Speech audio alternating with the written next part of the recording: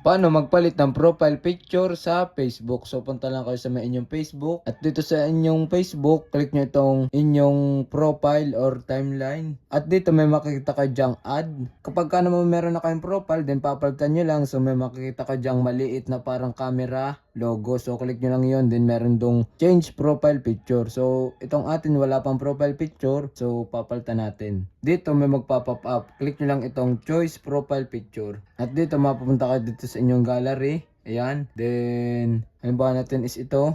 Mamili lang kayo ng inyong magandang picture. So, pwede nyo itong hindi i-check para hindi mag-post yung inyong profile picture sa inyong Facebook account. So, may nakalagay naman, share your update to feed. So, wala na. Optional lang yan. Then, pwede kayo mag-type dyan ng inyong description kung ano man. Then, click lang itong save button at antayin nyo lang siya mag-loading. So, uploading your profile picture photo. At yan, successful na tayo nakapaglagay ng ating profile picture sa ating Facebook account.